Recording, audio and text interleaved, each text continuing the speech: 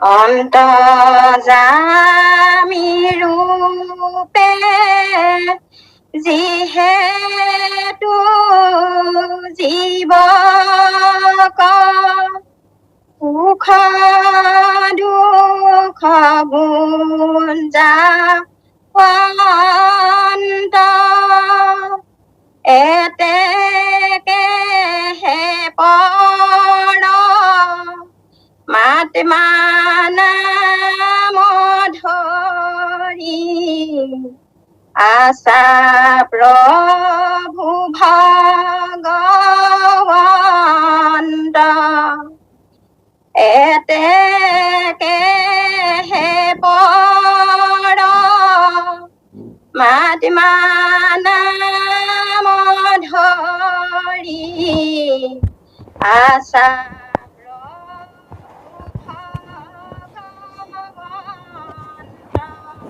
প্ৰভু দুখুটকে যাম নে এখুটকে যাব কৃষ্ণ কৃষ্ণ কৃষ্ণ কৃষ্ণ আমি সেৱা নিবেদন কৰিছো আমি ভাষী ব্যাখ্যালৈ যোৱাৰ আগতে অকণমান এষাৰ কথা কৈ যাব খুজিছো বাৰমানৰ অনুষ্ঠান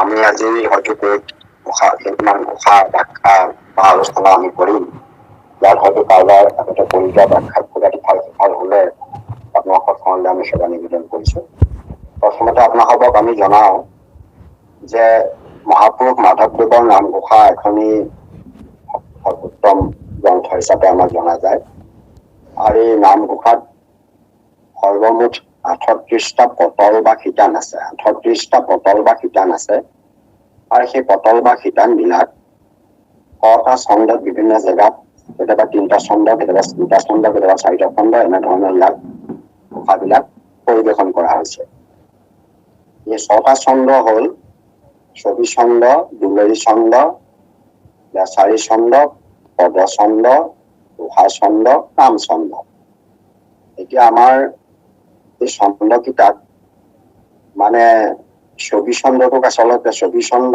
দুলৰী ছন্দ লেছাৰী ছন্দক ত্ৰিপদী ছন্দ বুলি কোৱা হয় ইয়াক ত্ৰিপদী ছন্দ হিচাপে জনা যায় আৰু দুইটাকেই দুলৰী বুলি কয় তিনিওটাকেই দুলৰী ছন্দ কয় যিটো 6-6-8 প্ৰতিটো হেৰিয়াত থাকে সেইটো দুলৰী বুলি কয় বাকী ছবি ছন্দটো দীৰ্ঘ দুলৰী বুলি কয় আৰু লেছাৰী ছন্দটো অতি দীৰ্ঘ দুলৰী বুলি কয় গতিকে এই তিনিবিধ বিশেষকে ইয়াত যিটো নামান্বয় পটল আছে নামান্বয় পটলটোত সাধাৰণতে 3টা ছন্দত ইয়াত ঘোষাখিনি পৰিৱেশন কৰা হৈছে 3টা ছন্দ প্ৰথমে ছবি ছন্দখিনি হৈ গ'ল এতিয়া দুলৰী ছন্দ চলি আছে মাত্ৰ এভাগ ঘোষা লেছাৰী ছন্দত আছে নামান্বয় কাৰণ আপোনালোকে এটা কথা জানে প্ৰভু ভগৱন্তক যিবিলাক ভগৱন্তই যিবোৰ কৰ্ম কৰে যিবোৰ লীলা কৰে জগতৰ যিবোৰ তেওঁ কাৰ্য সম্পাদন কৰে অৱতাৰ ধাৰণ কৰে আদি সেই কথাবিলাকক প্ৰকাশ কৰিবৰ কাৰণে আমাৰ কিছুমান ধ্বনিবাচক সাংকেতিক চিহ্ন আছে এই ধ্বনিবাচক সাংকেতিক চিহ্নসমূহকে নাম হিচাপে জনা গৈছে এই ধ্বনিবাচক যিবিলাক সাংকেতিক চিহ্ন সেইবিলাকক আমি নাম বুলি কোৱা হৈছে ভগৱন্তৰ নাম বুলি কোৱা হৈছে এনেকে ভগৱন্তৰ নাম ধ্বনিবাচক যিবোৰ সাংকেতিক চিহ্ন নাম সেই নাম অনন্ত কোটি নাম আছে বহুত নাম আছে ভগৱন্তৰ কিন্তু মহাপুৰুষ মাধৱদেৱৰ নামঘোষাত আপোনালোকে বিচাৰিলে 108টি নামৰ কথা উল্লেখ কৰিছে মহাপুৰুষ মাধৱদেৱে নামঘোষা শাস্ত্ৰত 108টি নামৰ ভিতৰত মাত্ৰ 45টা মান নামৰহে নামান্বয় ইয়াত দেখুওৱা হৈছে 45টা মান নামৰহে নামান্বয় কৰি দেখুওৱা হৈছে নাম আৰু নামান্বয় অৰ্থাৎ নামৰ যিবোৰ গুণ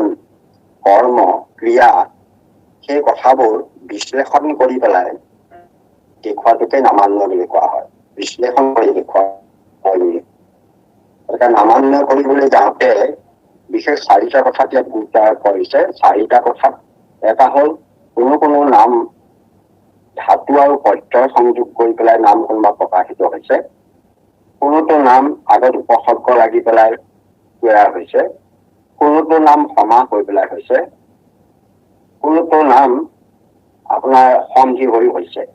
গতিকে 4 প্ৰকাৰে নামান্য হয়। এক হৈছে প্ৰথমতে ধাতু, সেই ধাতুৰ লগত প্ৰত্যয় যুক্ত হৈ পেলাই হৈছে, যেনেকে কৃষ্ণটো আপোনালোকে পাই গৈছে, কৃষ হেন শব্দ যিটো পৃথিৱী বাচক কৰিলে কৃষ শব্দটো ধাতু, নটো হ'ল প্ৰত্যয় লগ লাগি কৃষ্ণ হৈছে। ঠিক তেনেকৈ কোনো কোনো নাম আকৌ সমাস হৈ হৈছে। গতিকে সমাস হৈ নাম দুটা সংযোগ ঘটি পেলাই কেনেকে হৈছে, আৰু আগৰ বৰ্ণ পাগৰ পাছৰ লগ লাগি পেলাই যিটো সন্ধি হয়, স্বৰ সন্ধি, ব্যঞ্জন সন্ধি বা বিসৰ্গ সন্ধি, তিনিধৰণে সন্ধি হয়। সন্ধি হৈ পেলাইও কিছুমান নামৰ অন্বয় হৈছে।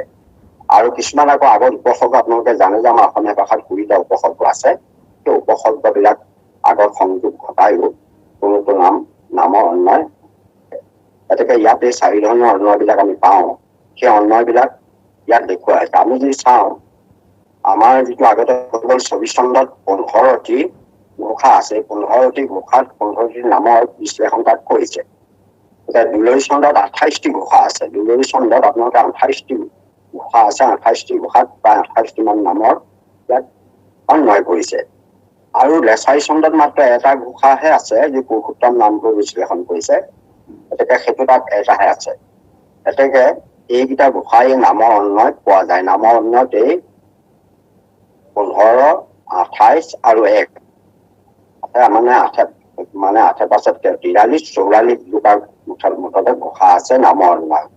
নামৰ অন্বয় এটা পটল, নামৰ অন্বয় নামান্বয় এটা পটল। এই পটল বা সেই শিতানত সেই ঘোষাখিনি ব্যাখ্যা কৰা হৈছে। এতিয়া আমি আহিছো ইয়াত এতিয়া দুলৰি চন্দৰ নামান্বয় শিতানলৈ অহা হৈছে। ইয়াত ইতিমধ্যে কেইটামান ঘোষা ইতিমধ্যে ব্যাখ্যা হৈ গৈছে।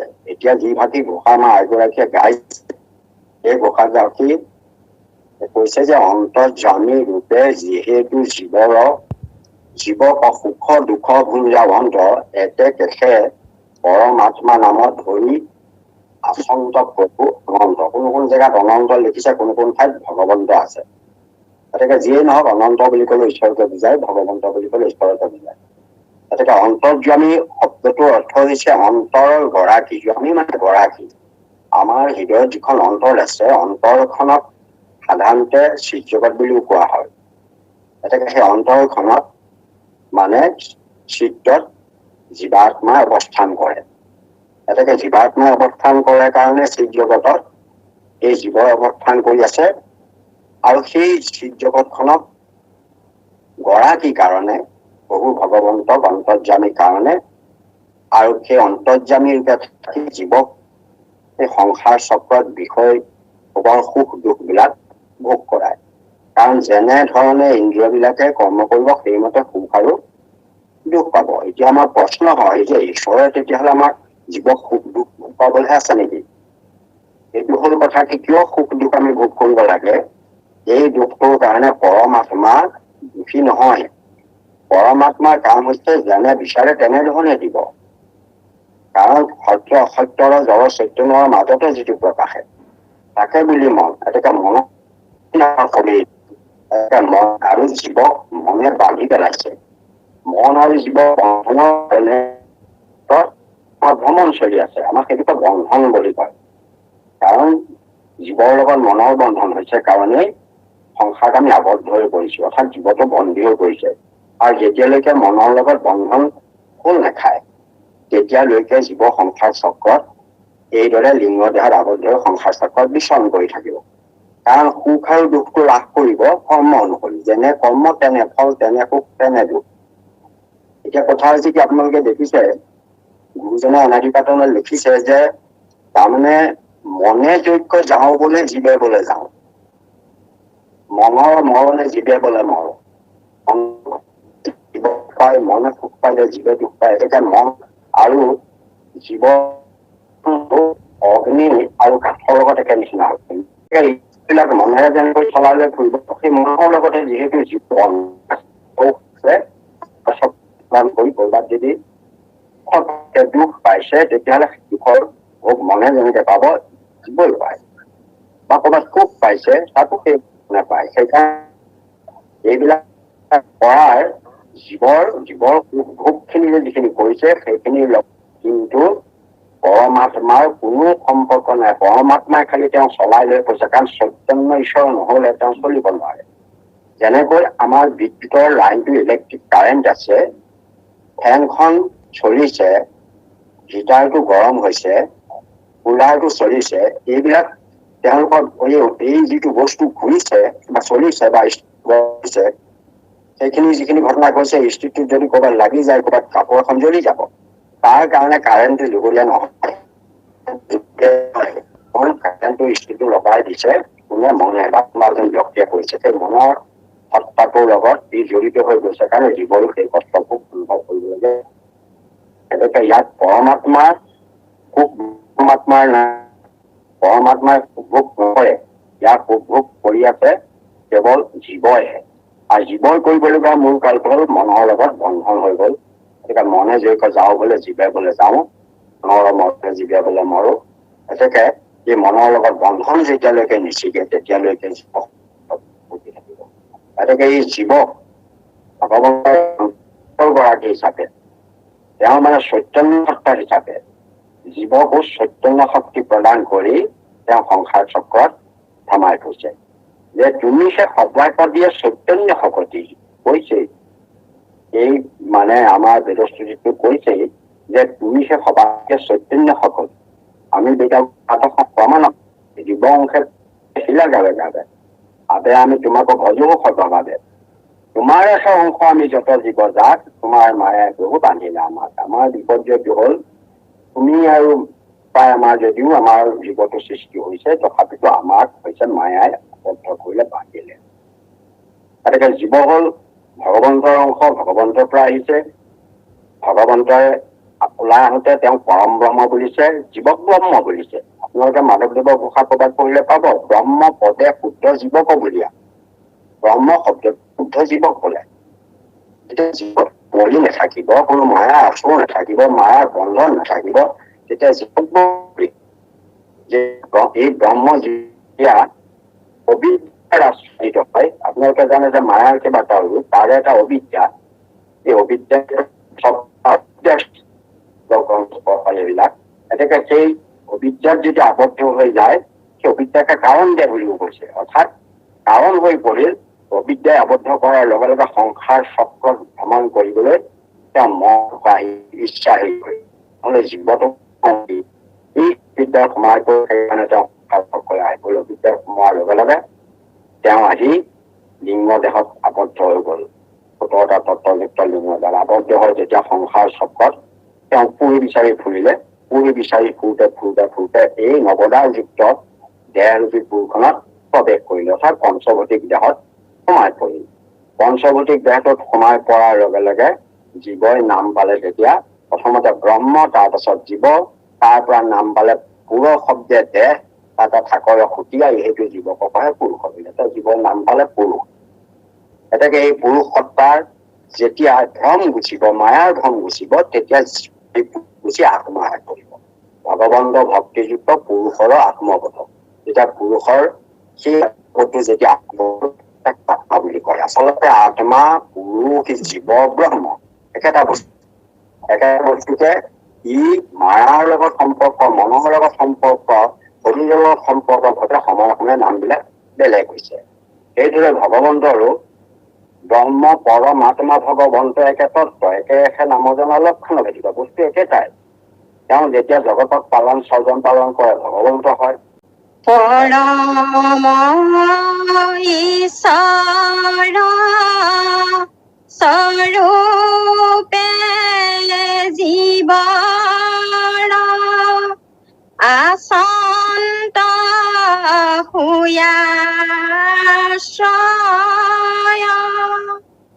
এতেকে হেতাংক বুলি নাৰায়ণ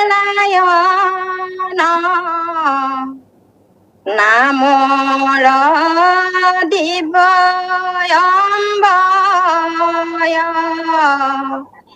এতেকে হেতাংক বুলি নাৰায়ণ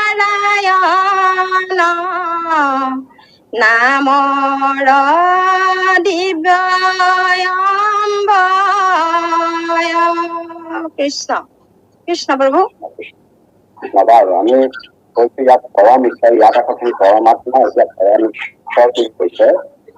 পৰম ঈশ্বৰৰ স্বৰূপে জীৱৰে আচংক হৈ আশ্ৰয়। এতিয়া আপোনালোকে যেতিয়া ভাগৱতৰ 10 লক্ষণত পাইছে যে শেষৰ হৈছে আশ্ৰয়, সৃষ্টি স্থিতি প্ৰলয়ৰ হেতু যিটো দেৱ নাৰায়ণ, সেই নাৰায়ণত জীৱই আশ্ৰয় কৰি আছে কাৰণে জগতত জীৱৰ কাৰ্য সম্পাদন চলি আছে। গতিকে নাৰায়ণ হল ভগৱন্তৰ প্ৰথম কাৰণ ৰূপ। ভগৱন্তই যেতিয়া পৰম ব্ৰহ্ম হিচাপে আছিল, নাহি জল নাহি স্থল অভিৰক্ষণ একো নাছিল, যেতিয়া তেওঁ জগত সৃষ্টিৰ ইচ্ছা হলতে তেওঁ এটা অনন্ত কাৰণ ৰূপ ধাৰণ কৰিলে, যাক ব্ৰহ্মাই নাৰায়ণ বুলি কৈছে, অনন্ত কাৰণ ৰূপ বুলি কোৱা হৈছে। গতিকে প্ৰথমতে ভগৱন্ত নিৰ্গুণ নিৰাকাৰ পৰম ব্ৰহ্ম, নিৰ্গুণ নিৰাকাৰ অৱস্থাটোক পৰম ব্ৰহ্ম বোলে। তাৰ পাছতে তেওঁ নিৰ্গুণ সাকাৰ হল, নিৰ্গুণ সাকাৰ ৰূপটোকে নাৰায়ণ বুলিছে, অৰ্থাৎ নাৰত আয়ন কৰিছে কাৰণে নাৰায়ণ হল। গতিকে সেই নাৰায়ণটো হল নিৰ্গুণ সাকাৰ তত্ত্ব। আৰু জগত এতিয়া মায়াৰ দ্বাৰা জগতখনৰ ব্ৰহ্মাণ্ডকাৰীবোৰ সৃষ্টি হল, এই জগতখনত যেতিয়া তেওঁ জীৱবিলাকৰ সৃষ্টি হল, সেইবিলাক সৃষ্টি কৰাৰ পাছত যেতিয়া সেইবিলাকক পালন কৰিব লগা সময় আহিল, তেতিয়া তেওঁ সৃষ্টি কৰিবৰ কাৰণে ব্ৰহ্মা ৰূপ ধাৰণ কৰিলে। আৰু জগতখন পালন কৰিবৰ কাৰণে তেওঁক বিষ্ণু ৰূপে তেওঁ সগুণ সাকাৰ হল। এতেকে নিৰ্গুণ নিৰাকাৰ নিৰ্গুণ সাকাৰ এইটো তত্ত্বক বিষ্ণুক সগুণ সাকাৰ তত্ত্ব বুলি কৈছে। এতেকে সগুণ সাকাৰ অৰ্থাৎ শতগুণক আশ্ৰয় কৰি তেওঁ জগতখন পালন কৰিলে। এতেকে যিটো নিৰ্গুণ অৱস্থা, নিৰ্গুণ সাকাৰ তত্ত্ব, তাকে নাৰায়ণ বুলিছে। এতেকে সমস্ত জগত এই নাৰায়ণৰ পৰাই সৃষ্টি হৈছে। আমিতো মাধৱ শংকৰদেৱে যেতিয়া কীৰ্তন আৰম্ভ কৰিছে, প্ৰথমে প্ৰণাম ব্ৰহ্ম ৰূপী সনাতন সৰ্ব অৱতাৰৰ কাৰণ নাৰায়ণ। এতেকে যিমান অৱতাৰৰ বস্তু আছে নাৰায়ণ আছে। এতেকে জীৱবিলাকৰ নাৰায়ণৰ পৰাই সৃষ্টি হৈছে। এই জীৱ জগতখন সমস্ত জীৱ গতিকে তেওঁৰ পৰাই সৃষ্টি হৈছে। এই কাৰণে জীৱ সমস্তক নাৰায়ণে আশ্ৰয় কৰি আছে। জীৱসমূহক পৰম ঈশ্বৰ ৰূপে, সেই নাৰায়ণক পৰম ঈশ্বৰ বুলি কোৱা হয়। পৰম ঈশ্বৰ স্বৰূপে জীৱক আশ্ৰয় দি আছে, সমস্ত জীৱসমূহক আশ্ৰয় দি আছে। সেইকাৰণে তেওঁৰ নাম মানে নাৰায়ণ বুলি কোৱা হৈছে। গতিকে নাৰ মানে জীৱ, আয়ন মানে আশ্ৰয় বা শৰণ, জীৱ তাত আশ্ৰয় কৰি আছে কাৰণে তেওঁ নাৰায়ণ বুলিছে। আপোনালোকে দেখিছে যে আমাৰ জীৱসমূহক যদি ভগৱন্তই আশ্ৰয় নিলেহেঁতেন, তেতিয়া জগতত জীৱবিলাকে একো কাম কৰিব নোৱাৰে। যিহেতু জীৱ যদিও ভগৱন্তৰ অংশ, তথাপিতো মায়াই এনেকে ধৰণে জীৱক বান্ধি পেলালে যে জীৱৰ কাম একো কৰিব নোৱাৰা অৱস্থাৰ সৃষ্টি হল। সেইকাৰণে তেওঁ পৰমাত্মা ৰূপে জীৱক সুখ ভোগ ওলাইছে। আকৌ তেওঁ নাৰায়ণ ৰূপে জীৱবিলাকক আশ্ৰয় দি আছে, যাতে জীৱবিলাক মায়াত বন্দী হয় যদিও তেওঁলোকৰ যিটো ব্ৰহ্ম তত্ত্ব বস্তুটো কেতিয়াও নষ্ট নহয়। আপোনালোকে শংকৰাচাৰ্যৰ এটা শ্লোকত কৈছে, আপোনালোকে পাইছে যে মই এই কোটি কোটি গ্ৰন্থ শাস্ত্ৰত যিবোৰ কথা ব্যাখ্যা কৰিছে, মই তাক আধা শ্লোকেৰে কৈ দিব পাৰো। শংকৰাচাৰ্যই কৈছে যে ই আধা শ্লোকেৰে তেওঁ কৈছে যে শ্লোকাৰে ধেন প্ৰবক স্বামী যদুত্তম গ্ৰন্থ কৌতিব্য।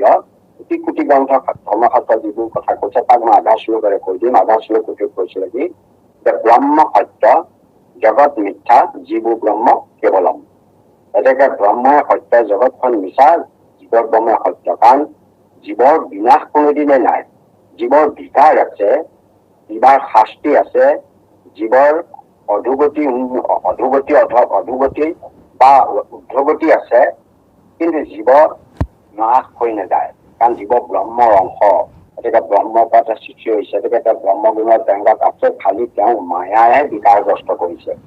এই বিকাৰগ্ৰস্তৰ কাৰণে সংসাৰ চক্ৰত তেওঁ ভ্ৰমণ কৰি ফুৰিবলগীয়া হৈছে। জীৱন কৰ্মবন্ধ হৈ সংসাৰৰ চক্ৰত সেইমতে ভগৱন্ত কামো চিৰকালৰ পদাচিটো মাৰি দুখৰ নেদেখো অন্ত। গতিকে সেইদৰে এই জীৱক সমস্ত জীৱক নাৰায়ণে আশ্ৰয় দি আছে।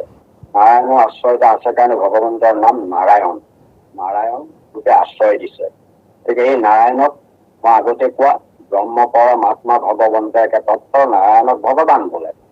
আকৌ তেওঁৱে কেইজন নাৰায়ণে আকৌ পৰমাত্মা ৰূপে আমাৰ হৃদয়ৰ ভিতৰতো আছে, অন্তৰ্যামী ৰূপে আছে। এটাকে ব্ৰহ্ম ৰূপে সমস্ততে ব্যাপক হৈও আছে, সমস্ততে ব্যাপক হৈ আছে। একেজন ঈশ্বৰে সমস্ততে সৰ্বব্যাপক হৈ আছে। আৰু সেইজনে আকৌ সমস্ত জীৱক আশ্ৰয় দিছে। আৰু সেইজনে আকৌ আমাৰ হৃদয়ত থাকি অন্তৰত থাকি অন্তৰৰ গৰাকী যাতে থাকি জীৱক মানে সংসাৰ চক্ৰত সুখ ভোগ আদি দিয়ে আছে। গতিকে ইয়াত সেই নাৰায়ণ নামটো ইয়াত মানে নামান্বয় কৰি ইয়াত মাধৱদেৱে দেখুৱাইছে তেখেতাংক বুলি নাৰায়ণ নামৰ দিব্য অন্যয়। অন্যয় মানে বিশ্লেষণ বা ব্যাখ্যা। আপোনাক এষাৰ আমি কলো চমুকে, আৰু কিবা হলে আপোনাক কব। ইয়াৰ পিছৰ ঘোষা থাকিলে যাওক এতিয়া। কৃষ্ণ।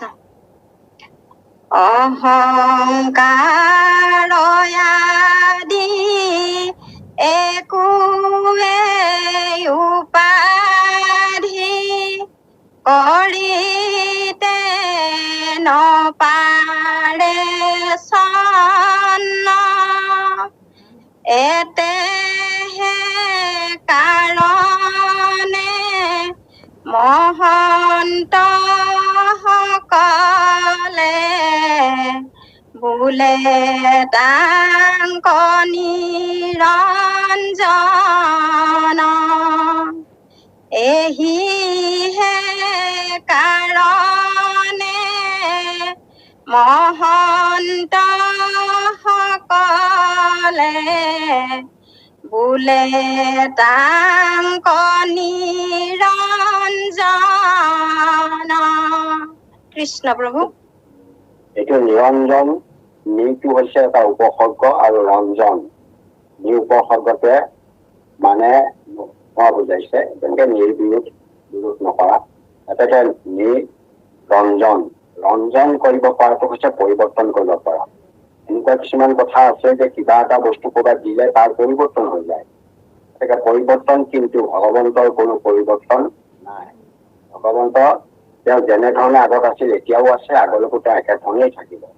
তেওঁ সেইকাৰণে নিত্য নিৰঞ্জন বুলি কোৱা হয়। তেওঁ আমাৰ বিলাকৰ নিচিনাকৈ যেনেকে সংসাৰত হ্ৰাস বৃদ্ধি আছে, ক্ষয় আছে, ধ্বংস আছে, শুকাইছে, কিনাইছে, কিবা কিবি হৈছে, গতিকে ভগৱন্তৰ তেনেকুৱা কোনো নাই। সদায় একেই দাম, আদিত যেনেকে আছিল এতিয়াও তেনেকে আছে, আৰু শেষলৈকো তেওঁ একেই থাকিব। কাৰণ তেওঁ কোনো ৰঞ্জন তেওঁ কৰিব নোৱাৰে, কোনো বাহ্যিক কাৰকৰ দ্বাৰা তেওঁ পৰিৱৰ্তন নহয়। যেনেকৈ এবিধ আপুনি যদি ৰঙা টোপাল এটা পানীৰ মাজত দিছে, পানীখিনি ৰঙা হৈ যাব, অৰ্থাৎ পানীখিনি পৰিৱৰ্তন হৈ যাব কিবা এটা ৰং দি দিয়াৰ লগে লগে। কিন্তু ভগৱন্তক কোনো উপাধিৰে, অহংকাৰেই বলক, অন্য কিবা কাৰকেই বলক, ভগৱন্তৰ কোনো পৰিৱৰ্তন আনিব নোৱাৰে। তেওঁ সংসাৰ চক্ৰত আহিলেও মায়াই তেওঁক কোনো পৰিৱৰ্তন কৰিব নোৱাৰে, তেওঁ মায়াই তেওঁ একো কৰিব নোৱাৰে। মায়া নামৰ উপনীত আবদ্ধ নহয়। গতিকে তেওঁ সৰ্বক্ষণে নিৰঞ্জন হৈ থাকে। সেইকাৰণে নিৰঞ্জন নিৰাময় তেওঁক প্ৰয়োগ কৰা হয়। গতিকে তেওঁ কোনো অহংকাৰ, অকল অহংকাৰৰ কথা কোৱা নাই, অহংকাৰী যিমান উপাধি আছে, যিমান সংসাৰত আমি পৰিৱৰ্তন কৰিব পৰা। ধৰকচোন এতিয়া গছ এজোপা পুলি হৈছে, ডাঙৰ হৈছে, বৃক্ষ হৈছে, শুকাই গৈছে, বতাহে ভাঙি পেলাইছে, এই ঘটনাবোৰ ঘটি আছে। বা গৰু এটা জন্ম হৈছে, ডাঙৰ হৈছে, দীঘল হৈছে, শুকাই গৈছে, তাৰপাছত মৰিও গৈছে। এই যে যিবোৰ জন্ম, জৰা, মৃত্যু, ক্ষয়, হানি, যিবোৰ ঘটনা অন্যান্য ক্ষেত্ৰত ঘটে, সেই ক্ষেত্ৰত কিন্তু ভগৱানৰ ওচৰত সেইবিলাক নঘটে। কোনো উপাধিয়ে, কোনো অহংকাৰ আদি কোনো উপাধিয়ে তেওঁক পৰিৱৰ্তন কৰিব নোৱাৰে, কোনো ক্ষয় কৰিব নোৱাৰে, কোনো নাশ কৰিব নোৱাৰে, একো কৰিব নোৱাৰে। সেইকাৰণে সেইটো ক্ষেত্ৰত মানে তেওঁক সেইকাৰণে নিৰঞ্জন বুলি কোৱা হৈছে। নিৰঞ্জন, তেওঁ কোনোৱে ৰঞ্জন কৰিব নোৱাৰে, পৰিৱৰ্তন কৰিব নোৱাৰে। গতিকে ৰঞ্জন মানে আমাৰ ধৰকচোন বোলে মানে গোটেই বস্তুটোত কিবা এটা দি দিয়াৰ লগে লগে সি এটা পৰিৱৰ্তন হৈ গুচি গ'ল। আপোনালোকে পাব, আপুনি কেমেষ্ট্ৰি যিসকলে ছাত্ৰ সেইসকলে জানে যে কিবা এটা আপুনি এতিয়া লিটমাছ কাগজ এখন কিবা এটা বস্তু দি দিলে লিটমাছখন ৰঙা, লিটমাছখন নীলা হৈ যায়। গতিকে সেইটো পৰিৱৰ্তন হৈ গ'ল। তাৰমানে সেই বস্তুটোৱে তাক পৰিৱৰ্তন কৰিলে। কিন্তু ভগৱন্ত এনেকুৱা এটা বস্তু যে তাক কোনো কাৰকৰ যোগেদি তাৰ কোনো পৰিৱৰ্তন নহয়। তেওঁ কোনো মায়াৰ যিবোৰ উপাধি আছে সেই মায়াৰ উপাধিৰে মোহ মায়া যিমান কাম ক্ৰোধ অহংকাৰ এইবিলাকে তেওঁক একো পৰিৱৰ্তন সাধিব নোৱাৰে, কোনো তেওঁক ছন্ন কৰিব নোৱাৰে, কোনো ঢাকিব নোৱাৰে, কোনো সলাব নোৱাৰে। সেইকাৰণে তেওঁক নিৰঞ্জন নামেৰে নামকৰণ কৰা হৈছে। গতিকে ভগৱন্তৰ এতিয়া আপোনাৰ সন্দেহ আপুনি দেখিলেই যে পৰমাত্মা নামৰ কথা কলে, নাৰায়ণ নামৰ কথা কলে, নিৰঞ্জন নাম কলে। গতিকে ভগৱন্তৰ এই নামবিলাক গুণনাম বুলি কোৱা হয়, কাৰণ ইয়াৰ লগত গুণ জড়িত হৈ আছে কাৰণে গুণনাম। এইটো নিৰঞ্জনটো গুণনাম, সেইটো বুলি কাৰণে চক্ৰপাণী নামটোক কিন্তু সেইটো লীলাৰ নাম বুলিহে কোৱা হয়। চক্ৰটো গুণনাম নহয়। তেনেকৈ পদ্মপাণীটো গুণনাম নহয়। পদ্ম আছে পানীত যাৰ তেওঁৰ পদ্মপাণী। কিছুমান আকৌ তেওঁৰ লীলা নামো আছে, অৰ্থাৎ লীলা বিগ্ৰহকে অৱতাৰ হৈ কিছুমান তেওঁৰ নাম সেই সময়ত ধাৰণ কৰে, সেইবোৰ লীলা নাম। গতিকে নামবিলাক ভাগো কৰিছে, গুণনাম হিচাপেও নাম আছে আৰু লীলাৰ ধৰি পেলাই কৰা কাম বিলাকৰো নাম আছে। গতিকে ইয়াত মহাপুৰুষ মাধৱদেৱে বিশেষকৈ এই গুণনামখিনি বিশ্লেষণ কৰিছে কেইটামান গুণনামৰ। গতিকে এইকেইটা নামৰ ভিতৰত এতিয়া আপোনালোকে পৰমাত্মাটো পালে, কিয় তেওঁক পৰমাত্মা বোলে, কিয় তেওঁক নাৰায়ণ বোলে, কিয় তেওঁক নিৰঞ্জন বোলে। গতিকে এইকেইটা নামেৰে ভগৱন্ত বস্তুক বিশেষভাৱে আগৰ দুটা নামেৰে জীৱক এতিয়া নাৰায়ণ নামৰ কথাটোৰ যোগেদি জীৱক যে আশ্ৰয় দি আছে সেইটো বুজাইছে। পৰমাত্মাই কৈ জীৱক গৰাকী হিচাপে থাকি, জীৱৰ গৰাকী হিচাপে থাকি মানে তেওঁ জীৱক সংসাৰ চক্ৰত সুখ ভোগ আদি খোলাই থাকে বুলি কলে। আৰু নিৰঞ্জন তেওঁক বুজাইছে যে ঈশ্বৰৰ নিজা কথা কৈছে যে পোনপটীয়াকৈ জীৱৰ লগত সম্পৰ্কতে নিৰঞ্জন নামটো নাই, অৰ্থাৎ সাংসাৰিক কোনো মায়া মোহ বা কোনো ধৰণৰ ক্ৰিয়া প্ৰতিক্ৰিয়াই ভগৱন্তৰ কোনো স্বৰূপ সলনি কৰিব নোৱাৰে। ভগৱন্তৰ যি নিজস্ব আছে সেইটো সলনি কৰিব নোৱাৰে, কোনো উপাধিয়ে তেওঁক ছন্ন বা ঢাকিব নোৱাৰে, পৰিৱৰ্তন কৰিব। সেইকাৰণে তেওঁক নিৰঞ্জনেৰে নামকৰণ কৰিছে। আৰু কোনে কৈছে? মহন্তসকলে বুলি উল্লেখ কৰিছে। মহন্তসকল মানে সৎগুণী লোকসকল, গুণীজ্ঞানী লোকসকলৰ কথা কৈছে। গুণীজ্ঞানী লোকসকলে তেখেতক নিৰঞ্জন বুলি সেইকাৰণে কৈছে। যাওকচোন নাই পিছৰ কোটলৈ যাওক অকমান। সতৰ যতম তিনি গুণবিতি লুপ্ত তাংকন কৰয় সেহিহে কাৰণে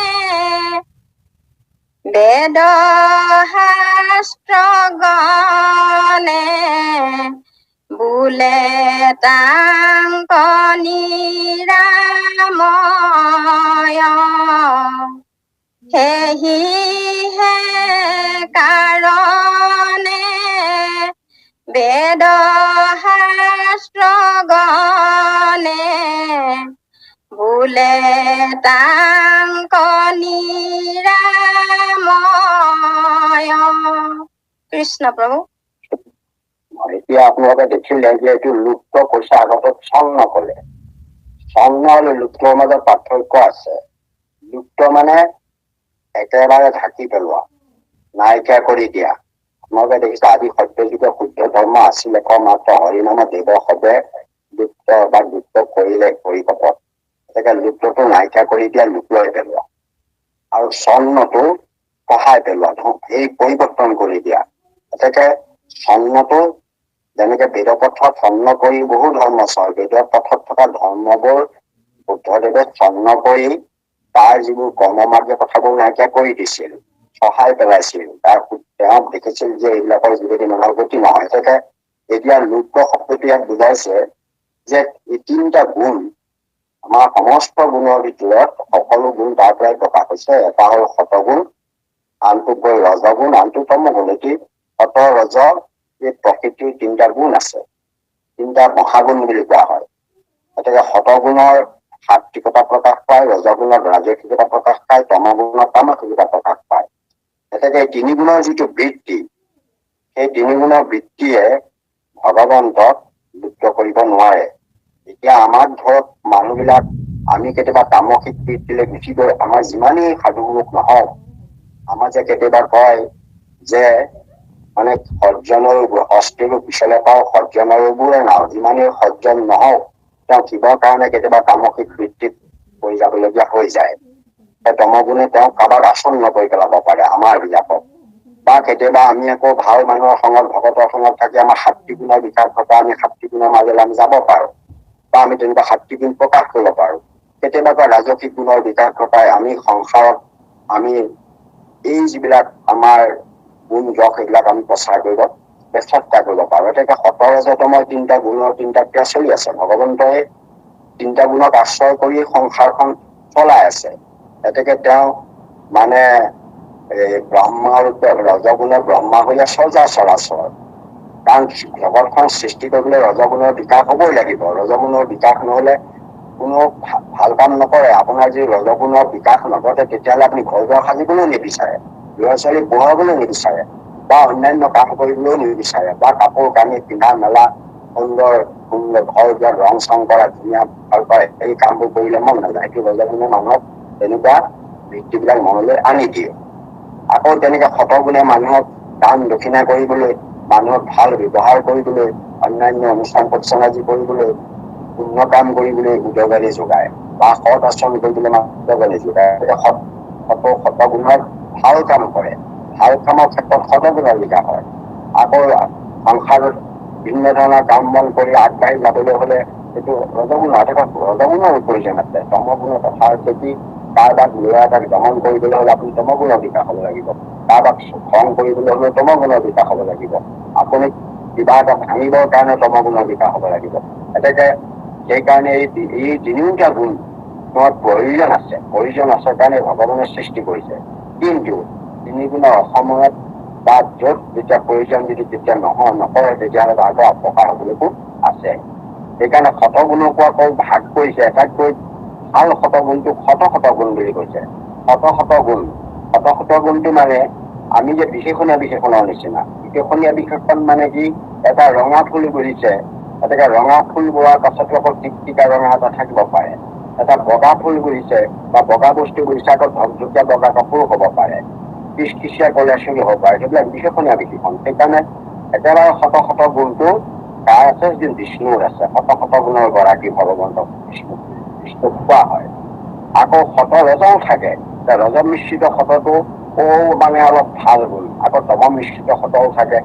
এইদৰে গুণ বিলাককো 9টা ভাগতো ভাগ কৰিছে। গতিকে শত ৰজ তম এই গুণ বিলাকে, এই বৃত্তি বিলাকে আমাক সময়ে সময়ে ক্ৰিয়া কৰি থাকে। সেইকাৰণে আমাৰ মানুহ বিলাকৰ মানসিক পৰিৱৰ্তন হৈ থাকে। কেতিয়াবা আমি ভাল কাম কৰিবলৈ মন যায়, কেতিয়াবা আকৌ খং উঠি যায়, কেতিয়াবা কাৰোবাক বেয়া ব্যৱহাৰ কৰিবলৈ মন যায়। এই গুণৰ প্ৰভাৱৰ কাৰণে আমাৰ এই পৰিৱৰ্তন বিলাক সময়ে সময়ে আমাৰ হৈ থাকে। কাৰণ আমি জীৱৰ লগত আমাৰ জড়িত হৈ আছো। আমাৰ বিলাকৰ সেইটো পৰিৱৰ্তন গুণৰ প্ৰভাৱে আমাক প্ৰভাৱান্বিত কৰি আমাক পৰিৱৰ্তন কৰি থাকে।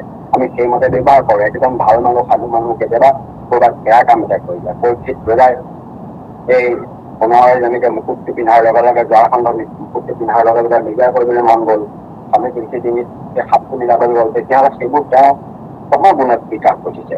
সময়তে ইমান ভাল মানুহজনে তাক পঢ়ি নিজেও কৈছিল, সেই গুণবোৰ ক'ৰ পৰা আহিল? সেই সময়ে সময়ে আমাৰ কিছুমান পৰিৱৰ্তন আহি থাকে। কাৰণ সেই গুণবিলাক বিকাশ ঘটাই আমাক তেনেকৈ প্ৰভাৱান্বিত কৰি সেই কাৰ্যত লিপ্ত কৰাবলৈ বাধ্য কৰায়। গতিকে এই ঘটনাবোৰ নহলে কেতিয়াও নঘটে। সংসাৰত ঘটিবলৈ সেইবোৰ তেনেকেই হৈছে, কৰি আছে। কেলেনো কৰিলো বুলি পাছত মানুহে মানে নিজে ভাৱে অনুশোচনা কৰে যে এইটো নকৰা হলে মইতো এনেকুৱা ঘটনা নহলহেঁতেন। এনেকৈ সংসাৰ কৰে। কিন্তু এই গুণকেইটাই আমাক প্ৰভাৱান্বিত কৰি কামবোৰ কৰি থাকে। কিন্তু এই তিনিটা গুণেৰে প্ৰভু ভগৱন্তক কোনো ধৰণৰ যুক্ত কৰিব নোৱাৰে। তাক সেইকেইটা গুণে কেতিয়াও তেওঁক ঢাকিব নোৱাৰে, নষ্ট কৰিব নোৱাৰে, বা গুণৰ প্ৰভাৱত তেওঁ নপৰে। তেওঁ এটা গুণৰ প্ৰভাৱতো নপৰে।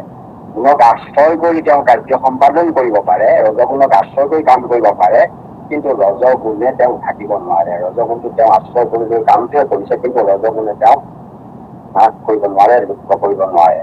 তেনেকৈ তমগুণেও নোৱাৰে, শতগুণেও নোৱাৰে। গতিকে এটা গুণেও তেওঁক যেতিয়া একো পৰিৱৰ্তন কৰিব নোৱাৰে, একো এটা তেওঁক হেৰি কৰিব নোৱাৰে, সেইকাৰণে বেদশাস্ত্ৰসমূহে বেদে শাস্ত্ৰই এটা সিদ্ধান্ত দিছে যে তেওঁ সেইকাৰণে নিৰাময় বুলি কৈছে। নিৰাময় শব্দটো কোনো আময় নহয়, কোনো বিকাৰ নহয়, অৰ্থাৎ গুণেৰে যিবোৰ কাম কৰে সেইবোৰ বিকাৰগ্ৰস্ত বুলি কোৱা হয়।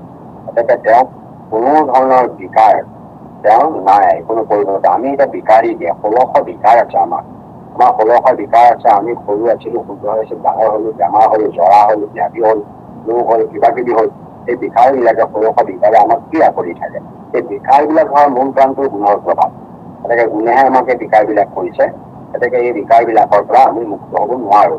দেহটো বিকাৰী দেহ বুলি কোৱা হয়। সেইকাৰণে আমাৰ ভগৱন্তক কিন্তু এই গুণে, কাৰণ আমাৰ দেহটো 3 গুণময় দেহ। 3 গুণেৰে আমাৰ দেহটো তৈয়াৰ হৈছে। আমাৰ যেনেকে যিটো কাৰণ দেহ সেইটো সতগুণৰ, আমাৰ যিটো লিংগ দেহ সেইটো ৰজগুণৰ, আৰু যিটো বাহ্যিক আমাৰ পঞ্চভৌতিক দেহ আছে, স্থূল দেহ আছে, সেইটো তমগুণৰ। গতিকে 3 গুণেৰে আমাৰ এই দেহটো নিৰ্মাণ হৈছে। আমাৰ এতিয়া আপোনালোকে গীত আছে পঢ়ি পাব, পঞ্চ ভৌতিকায় পঞ্চ পৰ্ব পায়, পঞ্চ প্ৰাণে সুখীয়ায়, পঞ্চ পঙু বোলে, পঞ্চ অঙ্গ চলে, পঞ্চমে কথা নাপাৰে। 3 তাপে পৰে, 3 বোলে বান্ধে, 3 সংস্কাৰে ধৰে, 3 লোকত 3 কালে হাতত 3 অৱস্থা ঈশ্বৰে। গতিকে এইদৰে এই 3 তত্বৰ লগতো সম্পৰ্ক আছে। আমাৰ যে ইয়াত এডাল ৰছী পকাবলৈ হলে 3ডাল লাগিবই। 3ডাল নপকালে ৰছী এডাল হেনো আপুনি যিবিলাকে ৰছী বাটে, মৰাপাটৰ ৰছী বাটে, তেওঁলোকে জানে। তেওঁলোকে কৰিবলৈ হলে অতি কমেও 3ডাল লাগিব। 3ডাল পকালেহে এডাল ভাল ৰছী হয়। গতিকে সেইকাৰণে 3 গুণৰ বৃদ্ধিহে বান্ধিব পাৰে। এই 3 গুণেৰে সংসাৰখন ভগৱন্তই বান্ধি ৰাখিছে। আমাৰ শৰীৰতো এই 3টা গুণৰ প্ৰভাৱ পৰিছে। এটা সতগুণৰ শৰীৰ আছে, তমগুণৰ আছে, ৰজগুণৰ আছে। গতিকে এই 3টা গুণৰ মাজত আমাৰ সোমাই আছে। 3 গুণে 3টা দেহ, এটা কাৰণ দেহ, এটা লিংগ দেহ, আনটোত আমি স্থূল দেহ কৈছো। স্থূল দেহটো মৃত্যুত ধ্বংস হৈ যায়, আৰু যিটো লিংগ দেহ আছে এইটো কিন্তু সংসাৰ চক্ৰত 14 মাণ্ডত কৰ্মফল অনুসৰি নিজৰ কাম অনুসৰি সংসাৰ চক্ৰত ভ্ৰমণ কৰি ঘূৰি ফুৰে। গতিকে লিংগ দেহত জীৱ আবদ্ধ হৈ সংসাৰ চক্ৰত ভ্ৰমণ কৰি ঘূৰি ফুৰে। গতিকে জল যন্ত্ৰ চক্ৰে জৰি বদ্ধ হোৱা খণ্ড ঘট যেন মাতে, কত ঊৰ্ধ্বগতি, কত অধোগতি, কত থাকো মধ্য। তেতিয়া সংসাৰ চক্ৰৰ পিছন কৰ্ম বন্ধ হোৱা সংসাৰৰ চক্ৰ এটা সেইমতে ভগৱন্ত ধমো চিৰকালে কদাচিতি মৰি দুধৰণেৰে ক্ৰান্ত। গতিকে সংসাৰ চক্ৰত এইদৰে জীৱই লিংগ দেহত আবদ্ধ হৈ সংসাৰ চক্ৰত আয়োজতে কৰে। তেওঁ লিংগ দেহত আবদ্ধ হৈ কেতিয়াবা তেওঁ ব্ৰহ্মলোক অনুভৱ পাব পাৰে, সত্যলোকলৈ যাব পাৰে, কিন্তু কাল মায়াৰ বিঘ্ন পাতাটো ৰক্ষা নাপায়। কাৰণে 14 ব্ৰহ্মাণ্ডত কাল মায়াৰ বিক্ৰমে সদায় ক্ৰিয়া কৰিবই। গতিকে কাল মায়াৰ পৰা মুক্ত হব নোৱাৰিলে তেওঁ কেতিয়াও সংসাৰ শান্তি নাই। সেইকাৰণে তেওঁ বৈকুণ্ঠলৈ গলে কিন্তু কাল মায়াৰ প্ৰভাৱ নাথাকে। কাৰণ ভগৱন্তকে কাল মায়াই নাপায়।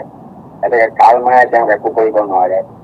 কালৰ আৰু কালহে তেওঁক পৰাজিত কৰিব নোৱাৰে, আৰু তেওঁ মায়াই একো কৰিব নোৱাৰে। কাল মায়াৰ উচিত সেই বৈকুণ্ঠ কৰি ভগৱন্তই ভকতসকলৰ কাৰণে নিৰ্মাণ কৰিছে। তাকো এই 3টা গুণে কোনো ক্ৰিয়া কৰিব নোৱাৰে। তাত তেওঁ সেইখন নিৰাময় স্থান। গতিকে সেই নিৰাময় স্থান তেওঁক সেইকাৰণে নিৰাময় বুলি কৈছে। তেওঁক কোনো বিকাৰ ৰোগে এই সতৰজতম এইবিলাকে তেওঁক কোনো ধৰণৰ পৰিৱৰ্তন কৰিব নোৱাৰে, কোনো ধৰণৰ নষ্ট কৰিব নোৱাৰে।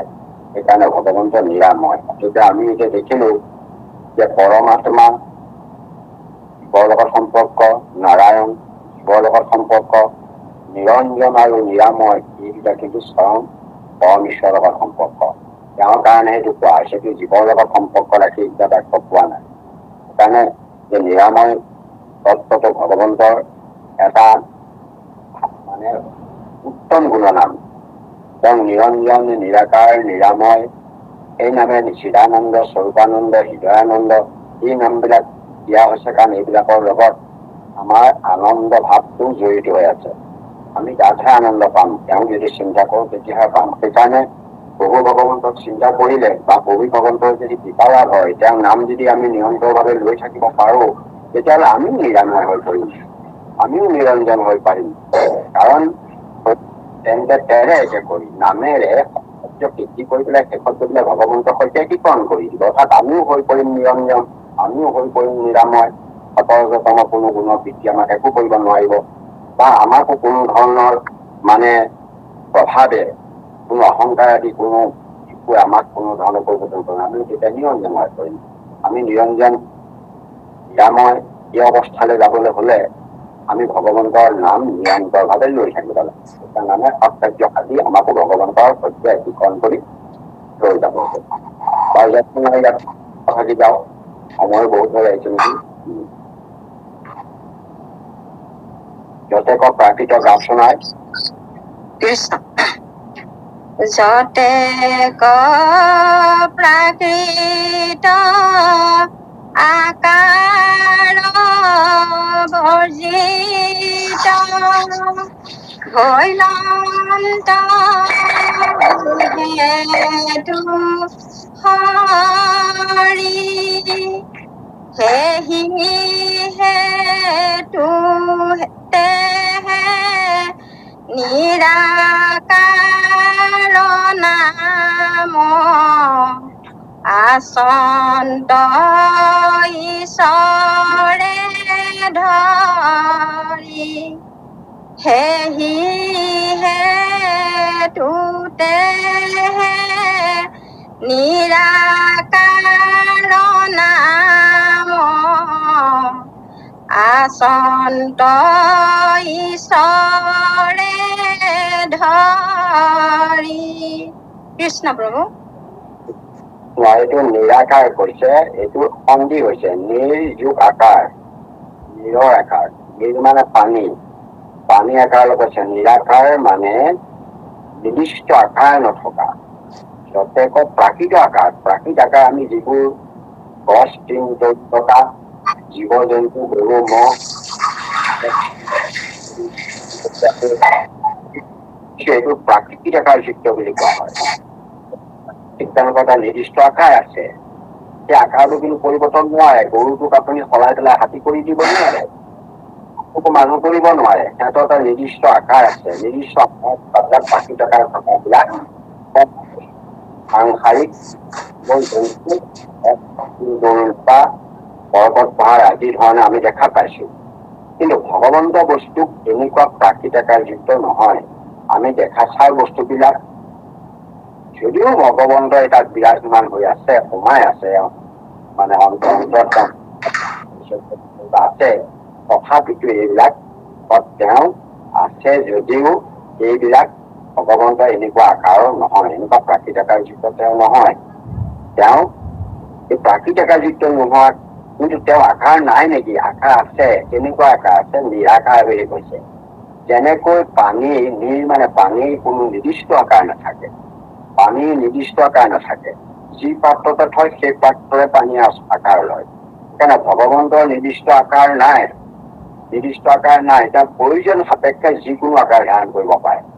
তেওঁ প্ৰয়োজন সাপেক্ষে যিকোনো আকাৰ, সিহঁতে মৎস্য ৰূপ ধাৰণ কৰি দিলে, প্ৰয়োজন আহিল।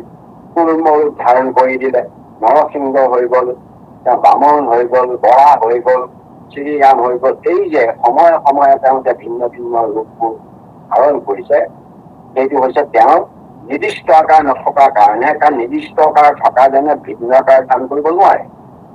আমাৰ ধৰক নিৰ্দিষ্ট আকাৰ আছে, মই আকৌ বেলেগ এটা আকাৰ ধাৰণ কৰিব নোৱাৰো, কাৰণ মোৰ নিৰ্দিষ্ট আকাৰ আছে, প্ৰাকৃতিক আকাৰ আছে। কিন্তু ভগৱন্তৰ তেনেকুৱা কোনো প্ৰাকৃতিক আকাৰ নাই কাৰণে তেওঁ নিৰাকাৰৰ নিচিনা। পানীয়ে যেনেকৈ গিলাচত থলে গিলাচৰ আকাৰ ধাৰণ কৰিব, ঘটিত থলে ঘটি আকাৰ ধাৰণ কৰিব, লোটাত থলে লোটাৰ আকাৰ কৰিব, সাগৰত থলে সাগৰ আকাৰ ধাৰণ কৰিব, পুখুৰীত থলে পুখুৰী আকাৰ ধাৰণ কৰিব, নদীত থাকিলে নদী আকাৰ হব। এনেকে পানী কিন্তু এই যেনেকৈ ঠাই বিশেষে তেওঁ ভিন্ন আকাৰ ধাৰণ কৰিব পাৰে। ভগৱন্তই প্ৰয়োজন সাপেক্ষে এই জগতৰ কল্যাণৰ কাৰণে প্ৰয়োজন সাপেক্ষে তেওঁ ভিন্ন ভিন্ন আকাৰ ধাৰণ কৰিব পাৰে। সেইকাৰণে এটা মহাপুৰুষ শংকৰদেৱে ভগৱন্তৰ অৱতাৰ বিলাক অৱতাৰ কৰিছে, হেনো তেওঁ অৱতৰণ কৰে। অৰ্থাৎ ভগৱন্তে হেনো বৈকুণ্ঠ ধামৰ পৰা এই সংসাৰ চক্ৰলৈ নামি আহে কিবা এটা ৰূপ লয়। সেইকাৰণে তেওঁ অৱতাৰৰ কথা কৈছে, মৎস্য অৱতাৰ হৰিলা প্ৰথমত তেওঁ অৱতাৰ কৈছে। কিন্তু মাধৱদেৱে অৱতাৰ বুলি কোৱা নাই। মাধৱদেৱে কৈছে যে মৎস্যকুৰ্ম, নৰসিংহ, বামন, পৰশুৰাম, হৰিৰাম, বৰাহ, শ্ৰীৰাম, বুদ্ধ, কল্কি নামে দশ আকৃতি ধৰিছা কৃষ্ণ। এইবিলাক আকৃতিয়ে তুমি ধাৰণ কৰিছা। মাধৱদেৱৰ চিঞৰিটো হৈছে কি, তেওঁ অৱতৰণ কৰা নাই, তেওঁ বৈকুণ্ঠৰ পৰা নামি অহা নাই। এই সংসাৰ, এই বিশ্ব ব্ৰহ্মাণ্ডতে তেওঁ সৰ্বব্যাপক হিচাপে থকা হৰিয়ে তেওঁ প্ৰয়োজন সাপেক্ষে ভিন্ন ভিন্ন আকাৰ ধাৰণ কৰি সংসাৰত তেওঁ পালন কাৰ্য সম্পাদন কৰিছে। গতিকে তেওঁ আকৃতি শব্দটো ব্যৱহাৰ কৰিছে মাধৱদেৱে। আকাৰ ধাৰণ কৰিছে। কাৰণ ঈশ্বৰৰ নিৰ্দিষ্ট আকাৰ নাই কাৰণেহে তেওঁ এই ভিন্ন ভিন্ন আকাৰবোৰ ধাৰণ কৰিব পাৰে। কাৰণ ভগৱন্ত নিৰাকাৰ। পানী নীল মানে পানী, যোগ আকাৰ পানীৰ আকাৰৰ নিচিনা। পানী যেনেকৈ নিৰ্দিষ্ট আকাৰ নাথাকে তেনেকে ভগৱন্তৰ নিৰ্দিষ্ট আকাৰ। তাৰমানে নিৰাকাৰ শব্দ যিটো হৈছে যে ভগৱন্ত আকাৰেই নাই, মানুহে ক'ব খোজে নিৰাকাৰ মানে আকাৰেই নাই, সেইটো নহয়। পানীৰ নিচিনা আপোনাৰ নিৰ্দিষ্ট আকাৰ নথকাটোহে বুজাইছে। তেনেকে নিৰ্গুণ শব্দটোও, নিৰ্গুণ মানে তেওঁ এটা তাৰমানে তেওঁ মানে অনন্ত গুণৰ অধিকাৰী, অনন্ত গুণৰ অধিকাৰী। তেওঁ এটা নিৰ্দিষ্ট গুণ কেইটামানৰ মাজত সীমাবদ্ধ নাই, তেওঁ অনন্ত গুণৰ অধিকাৰী। তুমি প্ৰভু নিৰ্গুণ গুণেৰ নাই সীমা। তাৰমানে ইমানেই তেওঁ গুণ আছে যিখিনি আমি হিচাপ কৰিব নোৱাৰো। এটা নিৰ্দিষ্ট গুণৰ মাজত তেওঁ সোমাই ৰাখিব নোৱাৰি, এটা নিৰ্দিষ্ট আকাৰৰ মাজতো তেওঁ সোমাই ৰাখিব নোৱাৰি। সেইকাৰণে তেওঁ যি মন যায় সেই আকাৰ ধাৰণ কৰিব পাৰে। কেতিয়াবা অসন্মানিত হৈ আপোনাৰ কৰবাত আপুনি দেখে নাই ভগৱন্ত কৃষ্ণ অকণমান অনুষ্ঠ প্ৰমাণ হৈ পথে অনুষ্ঠ আকাৰ ধাৰণ কৰি সেই উত্তৰাৰ গৰ্ভত প্ৰৱেশ কৰি সেই মানে ব্ৰহ্ম যিটো অস্ত্ৰ মাৰিছিলে নষ্ট কৰি পেলালে। গতিকে নষ্ট কৰি পেলাই সেই পৰীক্ষিত পুনৰ জীয়াই দিলে। গতিকে সেয়া হ'ল ভগৱন্তই যেনেকুৱা মন যায় তেনেকুৱা প্ৰয়োজন সাপেক্ষে যিকোনো ৰূপ ধাৰণ কৰিব পৰা সামৰ্থ্য আছে। সেইকাৰণে তেওঁক নিৰাকাৰ দিয়া আছে। নিৰাকাৰৰ নাম আচন্দ ঈশ্বৰে ধৰি। আমাৰ ঈশ্বৰ মানে নিৰ্দিষ্ট আকাৰ নথকাটোহে বুজাইছে।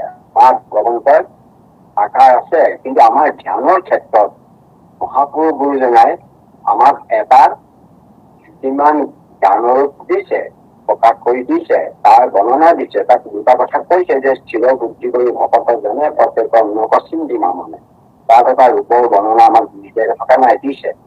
গতিকে সেইটো তেওঁ সেইটো নিৰ্দিষ্ট আকাৰ কৰি দিছে। সেইটো যিমান জ্ঞান ধ্যানৰ ৰূপ, চিন্ময় ৰূপ, জ্ঞানময় ৰূপ। গতিকে সেইটোক আমাক ধাৰণা কৰিবৰ কাৰণে এটা ব্যৱস্থা দিছে। সেইটো বেলেগ কথা। সেইটো ৰূপ তেওঁ ধাৰণ কৰি পেলাই জগতখন সুন্দৰভাৱে তেওঁ পালন কৰি আছে। সেইকাৰণে সেই ৰূপটোৰ ধাৰণাটো দিলেও কিন্তু তেওঁ সেইটোৰ প্ৰতি থকা নাই। সময়ে সময়ে তেওঁ ভিন্ন ভিন্ন ৰূপ ধাৰণ কৰি জগতখনৰ পালন কাৰ্য সম্পাদন কৰি আছে। সেইকাৰণে তেওঁ ভগৱন্তক নিৰাকাৰ বুলি কোৱা হয়। বা আই যাওকচোন এতিয়া পিছৰ পৰ্যায়লৈ। কৃষ্ণ। মা পদে লক্ষ্মী দেৱী কবুলয় তাহান স্বামী চৰ এতেকে হেতাংক বুলয় মাধৱ মহাজন নিৰন্তৰ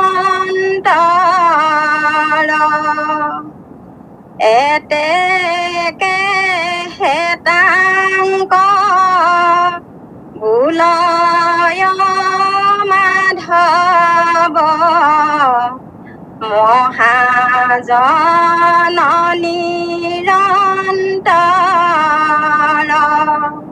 কৃষ্ণ প্ৰভু।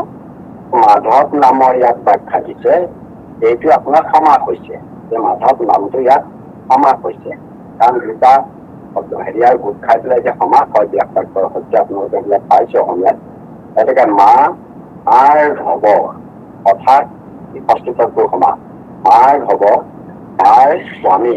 মাৰ স্বামী মানে মা শব্দতে লক্ষ্মী বুজাইছে। মাৰ স্বামী ৰতাৰ মাজত সেইটো মানে মাজত মানে ৰটো অফ হৈ গৈছে, নাইকিয়া হৈ গৈ পেলাই মাধৱ হৈছে।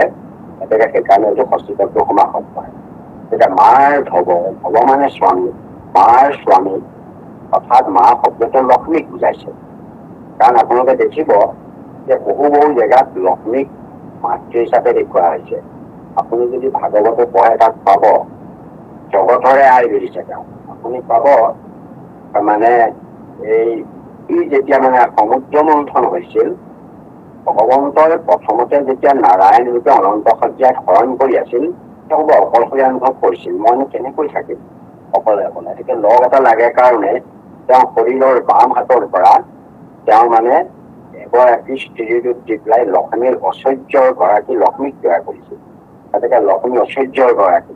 গতিকে সেৱা কৰি তেওঁ লগত আছিল। তেতিয়া কিন্তু তেওঁ পত্নী বুলি নকয়, তাৰপাছত জানেনে সেই ঐশ্বৰ্যৰ ওপৰতে ভৰসা কৰি দেৱতাসকলে মানে অহংকাৰ হৈছে। শেষত গৈ আপোনালোকে জানে যে দেৱতাৰ অহংকাৰ নাশ কৰি পেলাই যে লক্ষ্মীয়ে এটা দি দিলে অভিশাপত। এতেকে লক্ষ্মী নাইকিয়া হৈ গ'ল।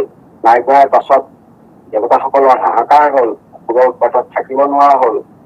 সকলো অসুৰে গৈ মানে বলি ৰজা আদিসকলে গৈ যেতিয়া মানে অমৰাজাপুৰ আক্ৰমণ কৰিবলৈ ধৰিলে, তেতিয়া আকৌ ব্ৰহ্মাৰ ওচৰলৈ গ'ল, ব্ৰহ্মাই বিষ্ণুৰ ওচৰলৈ গ'ল। গ'লত তেওঁলোকে পৰামৰ্শ দিলে যে সমুদ্ৰ মন্থন কৰিলে তাৰ পৰা অমৃত ওলাব, অমৃত ওলালে সেই অমৃত খাই দেৱতাসকল অমৰ হ'ব পাৰি। গতিকে আপোনালোকে দেখিছে যে অমৃত মন্থন হৈছিল, তেনেকৈ কেইবাটাও অৱতাৰ হৈছে। অজিত নামৰ এটা অৱতাৰ হৈ পেলাই মণ্ডলটো লৈ আনিছে, ভগৱানৰ অজিত অৱতাৰ হ'ল। দেৱতাক জানি যাব নোৱাৰে মণ্ডল, কেইবাটাও অৱতাৰ হৈছে। গতিকে তেওঁ আকৌ কুৰ্ম অৱতাৰ হৈ পেলাই মণ্ডলটো দাঙি ধৰিছে। গতিকে বাসুকীক মানে ৰচি কৰি এফালে দেৱতা এফালে অসুৰ কি কৌশলেৰে কেনেকে মন্থন কৰিলে, মন্থন কৰাৰ পাছত কেনেকে চুদ্ধি বস্তু কেনেকে তাত ওলাইছিল, সেইটো কাহিনী আপোনালোকে পাইছে। এনেকে কৰি থাকোতে এটা সময়ত লক্ষ্মী ওলাল। অমৃত ওলোৱাৰ আগতেই লক্ষ্মী ওলাল। গতিকে লক্ষ্মী ওলাল, লক্ষ্মীটো একেবাৰে ধুনীয়া সুন্দৰ ধুনীয়া। এই লক্ষ্মীক তাৰমানে লাভ কৰিবলৈ দেৱতা অসুৰসকলে টনা বিয়াৰ কৰিলে। চবেই কৰিলে। তেতিয়া ব্ৰহ্মাই সকলোকে অনুৰোধ কৰিলে, তোমালোকে চিঞৰ বাখৰ নকৰিবা, তোমালোকে শান্তিৰে বহি থকা, মই এখন স্বয়ম্বৰ পাতি দিওঁ। স্বয়ম্বৰ শব্দটোৰ অৰ্থ হৈছে স্বয়ং কন্যাই বৰ নিৰ্বাচন কৰে কাৰণে, স্বয়ং বৰ নিৰ্বাচন কৰে কাৰণে স্বয়ম্বৰ। গতিকে লক্ষ্মীৰ স্বয়ম্বৰ অনুষ্ঠিত কৰিলে, লক্ষ্মীৰ হাতত মালা দিলে। গতিকে ফুলৰ মালা দি তেওঁ এজন উপযুক্ত লোকক কৰিলে। তাততো সকলো বহি আছে। এতিয়া লক্ষ্মীয়ে দেখিলে যে প্ৰথমতে সেই স্বয়ম্বৰত বহি থকা কেইবাজনৰ ভিতৰত প্ৰথমতে তেওঁ দেখিলে দুৰ্বাসা বহি আছে। চব দুৰ্বাসাটো তপৰ ভাণ্ডাৰ।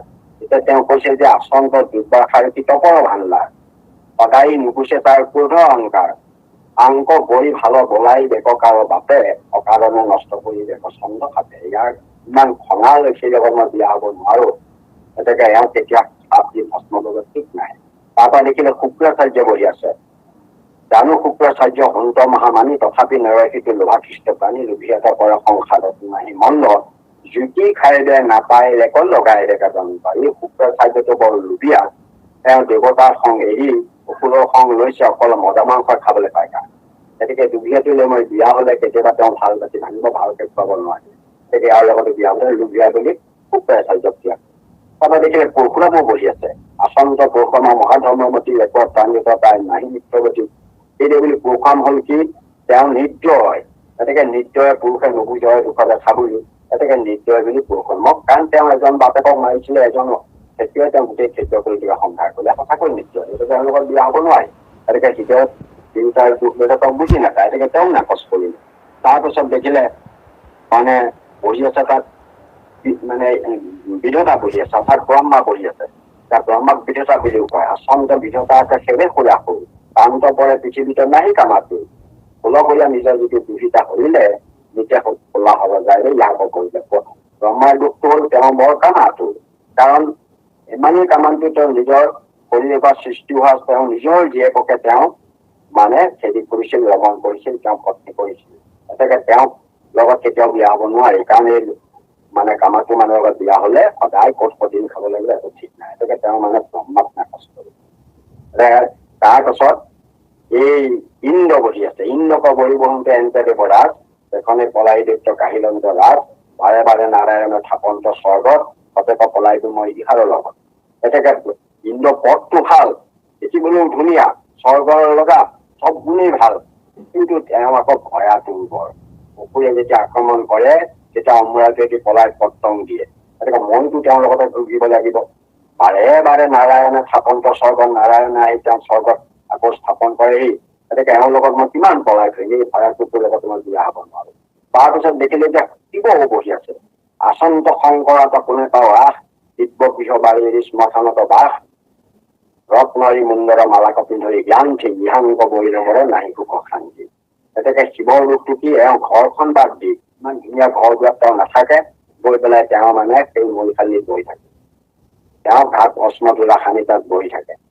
আকৌ কি কৰে, পুনৰ অলংকাৰ চলংকাৰ পৰিধান নকৰি ৰত্নৰী মুণ্ডৰ মালা, মানুহৰ মূৰৰ তেওঁ লাও খলাবিলাক লৈ লৈ চিলাই চিলাই তাৰ মালা পিন্ধি থাকে ৰত্নৰে মুণ্ডৰে মাথা কপি লৈ গান্ধী ইহাংক বৰিলে মৰল নাই সুখ গতিকে সাংসাৰিক যিটো সুখ তেওঁলোকে যদি কেতিয়াও নাপাওঁ কাৰণ তেওঁ মানুহৰ লাভ খোলা মালাধাৰ আনি সোণৰ অলংকাৰ আনিবলৈ ক'লে গতিকে তেওঁকো নাকচ কৰি তাৰপিছত আচৰিত কথা যে তাত চাৰি সিদ্ধও হৈ আছে যে আচন্ত সনকাৰী যুৱ সিদ্ধচাৰী ব্ৰহ্মময় দেখন্ত সমস্ত নাই তেওঁলোকৰ টুকটুকি মতা মাইকীৰ ভেদটো নাজানে চবে একে দেখে মতা মাইকী যদি একে দেখে সংসাৰত আপুনি থাকিব নোৱাৰে সংসাৰত থাকিবলৈ মতা মাইকীৰ ভেদ ল'ৰা ছোৱালীৰ ভেদ আন ডাঙৰ সৰুৰ ভেদ সাধুসন্তৰ ভেদ কিছু পৰিমাণে জানিব লাগিব গতিকে তেওঁ কৈছে আচন্ত সনকাৰী যুৱ সিদ্ধচাৰী ব্ৰহ্মময় দেখন্ত সমস্ত নৰ নাৰী কাম পূৰ্ধ জিনিয়া তেওঁলোকৰ কাম ভাবেই নাই ভাবেই নাই কাম পূৰ্ধ জিনিয়া মুকুত কৰিলে গান্ধী ইহাংক বৰিলে হৈ গুচি পঞ্চ দাদা গতিকে মই সিহঁতক লগত বিয়া হলে বেচা হ'ব লাগিব এনেকে চিন্তা সুখ দিব নোৱাৰি গতিকে তেওঁ সেইবোৰ চবকে নাকচ কৰিলে বলিয়াদি সমস্তকে নাকচ কৰিলে এওঁলোক কৰ্ম অধীন পিছত তেওঁ ভাবিলে যে এজন কিন্তু ভাল আছে এজন যিটো সৰ্ব গুণান্বিত দেৱনাৰায়ণ তাতে আছে সৰ্বমহাপুৰুষৰ লক্ষণ কিন্তু তাৰ মোৰ প্ৰতি কিছু ইচ্ছা নাই কাৰণ এই বুলি আলোচনাতে জগতৰে আই সেই জগতৰ আই শব্দটো তাত প্ৰয়োগ কৰিছে যে জগতৰ আই মানে মা সেইকাৰণে মা বুলি কোৱা হৈছে তেওঁ সমস্ত জগতৰ আই যে মানে যিটো সৰ্বগুণান্বিত সকল গুণৰ গৰাকী যিজন গুণান্বিত দেৱ নাৰায়ণ যিজন নাৰায়ণ তাতে আছে সৰ্বমহাপুৰুষৰ মহাপুৰুষৰ যিমান ভাল লক্ষণ থাকিব লাগে তেওঁলোকে আছে কিন্তু তাৰ মূলৰ প্ৰতি আকৌ তেওঁ আকৌ মোক ইচ্ছা কৰা নাই এই সপাই স্বয়ম্বৰত বহি মোলৈ ইচ্ছা কৰি মালা পিন্ধিবৰ কাৰণে সাজুৱে আছে তেওঁ কিন্তু এই স্বয়ম্বৰলৈ নাহি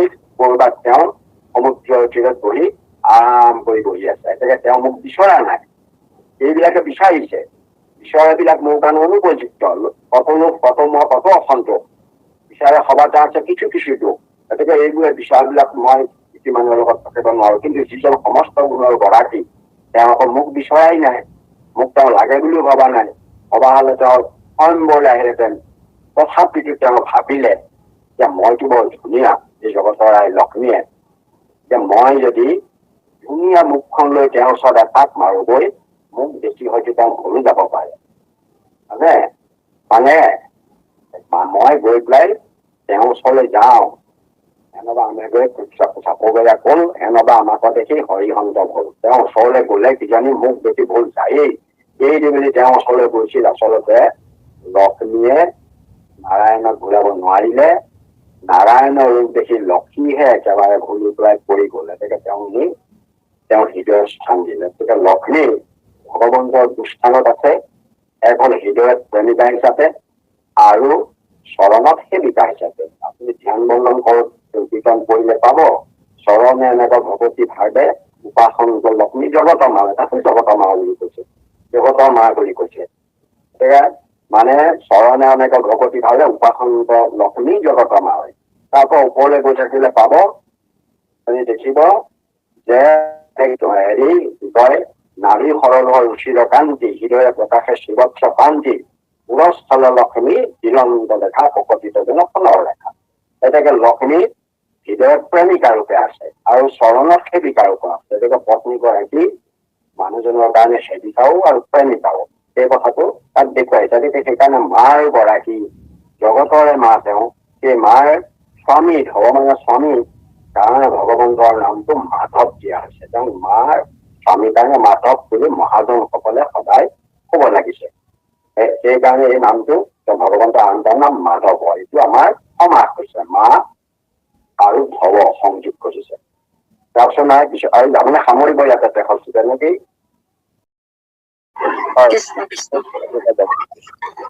জনা পদে মায়া দেৱী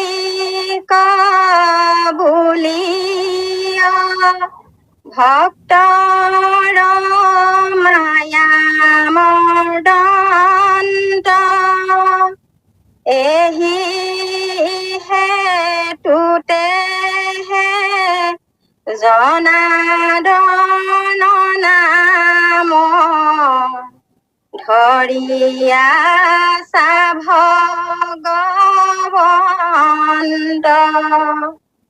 এহি হেতুতে হে জনাৰ্দন নাম ধৰিয়া সা ভগৱন্ত। কৃষ্ণ প্ৰভু। ভগৱন্ত জনাৰ্দন নাম কিয় ধৰিছে সেইটো কৈছে। গতিকে আমি পাইছো যে ভগৱন্ত জনাৰ্দন, ভগৱন্ত কিন্তু তেওঁ ত্ৰিপুৰাৰীও, তেওঁ গোটেই তিনি লোকৰ গৰাকীও। গতিকে শিৱক কিন্তু ত্ৰিপুৰাৰী বা ত্ৰিপুৰুষৰ মাৰিছিলে কাৰণে ত্ৰিপুৰাৰী বোলে, কিন্তু শিৱ জনাৰ্দন নহয়। শিৱ জনাৰ্দন নোহোৱাৰ কাৰণেই তেওঁ বিষ্ণুৰ মহিমূল চাবলৈ গৈ তাৰ অৱস্থা বেয়া হৈছে। গতিকে তেওঁ জনাৰ্দন হব নোৱাৰিলে। মায়াক কৈছিল দহি আছো মদনৰ পৰা আৰু শংকা নাই, কৰিব পাৰে মোক স্ত্ৰী নাই, কিন্তু শিৱ ব্ৰহ্মা শিৱ কোনেও আজিলৈকে মায়াক গ্ৰহণ কৰিব পৰা নাই। ব্ৰহ্মাও মায়াত মোহিত হৈছে, আনকি শিৱও মায়াত মোহিত হৈছে। তাৰ প্ৰমাণ হৰমোহনে তাৰ প্ৰমাণ। গতিকে মায়া একমাত্ৰ মায়াক বৰ্জন কৰিব পৰা ক্ষমতা প্ৰভু ভগৱন্তহে আছে। ভগৱন্তহে মায়াক মৰ্দন কৰিব পাৰে, অৰ্থাৎ তেওঁ মায়াই একো ক্ৰিয়া কৰিব নোৱাৰে। মায়াৰ তেওঁ অধীন। সেইকাৰণে মায়াক ভগৱন্তৰ মায়া বুলিহে জনা যায়। ইয়াত জনা শব্দটোৰ কথা কৈছে যে জনা শব্দটোৱে মায়াক বুজাইছে। জনা শব্দটোৱে মায়া শব্দটোক বুজাইছে। গতিকে আমাৰ চাৰিওফালে সমাজখনত আমাৰ জনসাধাৰণৰ মাজত মায়াই আচ্ছাদন কৰি আছে। মায়া আচ্ছাদন কৰি থকাৰ কাৰণেহে এইটো মোৰ ঘৰ, এইজনী মোৰ মানুহ, এইটো ল'ৰা ছোৱালী মোৰ, এইবিলাক মোৰ সম্পদ, এই ভাৱবিলাক আমাৰ আহিছে। কাৰণ চাবলৈ গ'লে আমাৰ একোৱেই আমাৰ নহয়, এইবোৰ চব ঈশ্বৰৰ বস্তু। কাৰণ ভগৱন্তহে জগতৰ গৰাকী, তেওঁহে সৃষ্টি কৰিছে। দেখা শুনা মানুহে শব্দ মৰি বিচাৰো, ভগৱন্তই কৈছে সেই দেখা শুনা মানুহে মাত্ৰ মৰি বিচাৰো। মুখ দেখি ব্যক্ত মাত্ৰ সৃষ্টিৰ অন্তত সুন্দৰ ভাঙিলে জনক শুনা স্বৰূপত। তথাপিতো মোৰ মা বুলি আমি যে কৈছো, ইয়াৰ যিটো কাৰণ কৰিছে মায়াৰ কাৰণে আছে। সেইখিনি কৰাই আছে জগতৰ লোকসকলক সজাই আছে। কাৰণ মায়া ভগৱন্তৰ পিছতে সৃষ্টি হৈছে। গতিকে ভগৱন্তই নিজেই কৈছে যে তুমি মোৰ অৰ্ধকায়, খালি তুমি মোকে এইটোহে কওঁ যে শেষত গৈ তুমি মোক লৈ যাবা, তুমি মোক লৈ যাবা। গতিকে মায়া কিন্তু তথাপিতো জ্বৰ বুলি কৈছে। জীৱ চৈতন্য, জীৱ চৈতন্য, মায়া কিন্তু জ্বৰ। মায়া আদি কৰি সমস্ত জগতে জ্বৰ, এইবোৰ জড় পদাৰ্থই। কিন্তু মায়াকো ভগৱন্তৰ প্ৰত্যক্ষ দৃষ্টিৰে চৈতন্য শক্তি দিছে। কাৰণ কেলে দিছে জানানে? জগতখনক সৃষ্টি কৰাব লাগিব, জগতৰ লীলা ক্ষেত্ৰখন সৃষ্টি কৰিব লাগিব। সেইকাৰণে তেওঁ প্ৰত্যক্ষ দৃষ্টিৰে তেওঁক প্ৰদান কৰিছে। এতিয়া ভগৱন্তই এই যে মায়া, এই মায়াৰ নাম ভেদ। মায়াক বোলা হৈছে অবিদ্যা বুলিও কৈছে, মায়াক মহাপ্ৰকৃতি বুলিও কোৱা হৈছে। গতিকে মায়াক মধুমতী মায়া বুলিও কৈছে। বিভিন্ন কাৰ্য সম্পাদন কৰাৰ কাৰণে মায়াক বিভিন্ন ধৰণে নামকৰণ কৰিছে। গতিকে ইয়াত জনা শব্দটোৱে কৈছে যে মায়াক বুজাই জনা শব্দটোৱে। আৰু সেই মায়াক মানে প্ৰভু ভগৱন্তই মানে আমাৰ মায়া মৰ্দন ভক্তসকলৰ যি মায়া, আনক নকৰে। মায়াক তেওঁ মৰ্দন কেলে কৰিব? কাৰণ মায়াৰ তেওঁৰ প্ৰয়োজন আছে। মায়াক তেওঁ সৃষ্টি কৰিছে জগতত। কাৰণ মায়াৰ প্ৰয়োজন নাথাকিলে তেওঁ দেখিছে নহয়, যেতিয়াহলে বোলে আমি সকলোৱে পঢ়িছো যে কৃষ্ণৰ যেতিয়া আবিৰ্ভাৱ হোৱাৰ আগতে দৈৱকীৰ ছয় পুত্ৰ পুৰকংসে মাৰিলে কল, নাই দৈৱকীৰ গৰ্ভ ভৈল পৰম বৈষ্ণৱতে যাৰ আনন্দ নাম অংশে উদৰত বাস লৈল। ছটা পুত্ৰক মৰাৰ পাছত দৈৱকীৰ সপ্তম গৰ্ভ হল। কোন আহিছে? ভগৱন্ত যিখন শয্যাত শয়ন কৰি থাকে, শুক্ল সৰ্পৰূপে যিজন থাকে, সেই অনন্ত অংশে আহি দৈৱকীৰ গৰ্ভত স্থিতি হল। দেখিলে যে এই সপ্তম গৰ্ভ যদি কংসৰ দ্বাৰা মাৰিবলৈ হয়, তেতিয়াহলে তেওঁ সংসাৰ চক্ৰত গৈ অকলশৰীয়া হৈ পৰিব। সেইকাৰণে এই গৰ্ভৰ ৰক্ষা কৰিব লাগিব। সেইকাৰণে কৈছে হেন দেখি নাৰায়ণে আদেশ কৰিলে পাছে মহামায়া গোকুল দৈৱকীৰ গৰ্ভ ধৰি দুদিনটা থৈ চকুধাত তুমি উপজা।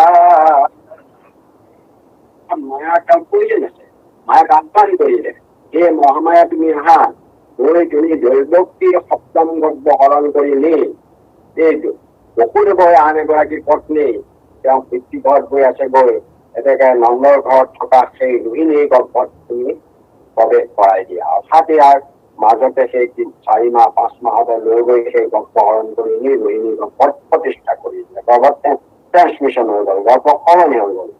এতেকে দুজনী গৰ্ভৰ পৰা বলভদ্ৰৰ জন্ম হয়। বলভদ্ৰৰ মাক দুজনী, এতেকে 5 মাহ মান থাকিল এজনী গৰ্ভত, বাকী 2 মাহ থাকিল আন এজনী গৰ্ভত। এতেকে সেই যাওক মায়াৰ প্ৰয়োজন আছে, মায়াৰ দ্বাৰা সেই কামটো কৰাইছে। হেনো দেখি নাৰায়ণে আদেশ কৰিলে পাছত মহামায়া গোকুলকৰ যাহা দৈৱকীৰ গৰ্ভ হৰি হৰণ কৰি নি ৰোহিণীকে ধৰি নিয়া যশোদাক তুমি কৈছা। আকৌ যশোদাক গৈ পেলাই তেওঁ জন্ম লাভ কৰিব মায়া হিচাপে। গতিকে মায়াৰ প্ৰয়োজন আছে, মায়াক তেওঁ ধ্বংস নকৰে, মাৰি নাপায়। মাৰি তেতিয়া মাৰি পেলাই মায়াৰ প্ৰয়োজন আছে কাৰণে তেওঁ জীৱদান দিছে। গতিকে মায়া নাথাকিলে সংসাৰখনেই নাথাকে। মায়াৰ যোগেদিয়ে সংসাৰখন চলি আছে, মায়াৰ প্ৰয়োজন আছে, সেইকাৰণে ভগৱন্তই সৃষ্টি কৰিছে। গতিকে সেই মায়াক বোলে যে আমিও সাক্ষাতে গৈ দৈৱকীক উপজীৱ বসুদেৱে আনিব পাৰো। গতিকে ময়ো আগতে গৈ আছো তালৈ, গতিকে মই গৈ পেলাই দৈৱকী নন্দন কৃষ্ণকে আৱিৰ্ভাৱ হওক। গতিকে এয়া দেখিছে যে মায়াৰ প্ৰয়োজন আছে, তেওঁ মায়াক কেতিয়াও মৰ্দন, মায়াক ভকতৰ মায়াহে মৰ্দন কৰে। আমাকো যেতিয়া ভকতসকলক মায়াই মৰ্দনহে কৰে, মায়া নাশ নকৰে, মায়াক মৰ্দন কৰে। মৰ্দন কৰিলে কি হ'ব জানেনে? শংকৰদেৱে কিছুমান শব্দ প্ৰয়োগ কৰিছে, মাধৱদেৱে কিছুমান শব্দ প্ৰয়োগ কৰিছে, যেনেকে বলিক চলনহে কৰিছে, বলিক মাৰি পেলোৱা নাই। কাৰণ বলিক পুতললৈ পঠাওতে বলি এজন ভকত, পুতললৈ পঠাই তেওঁ সংশোধন সংস্কাৰ হবৰ কাৰণে পঠাইছে। কাৰণ তেওঁ অসংস্কাৰী হৈ ইন্দ্ৰপদ লবলৈ গৈছিল। গতিকে তেওঁ অহংকাৰী হৈ গ'ল। গতিকে তেওঁ অহংকাৰ চূৰ কৰি পুতলত থৈ পবিত্ৰ হৈ পুনশ্চ তেওঁ আকৌ আগৰ বছৰে ঘূৰি আহিব পাৰিব। যাক যেনেকে যিটো কৰিব লাগে সেইমতে তেওঁ কৰি গৈছিল ভগৱন্তই। কাৰোবাক প্ৰয়োজন হলে তেওঁ মাৰিছেই, মাৰিবলগীয়া হৈছে, কাৰোবাক সংহাৰ কৰিছে।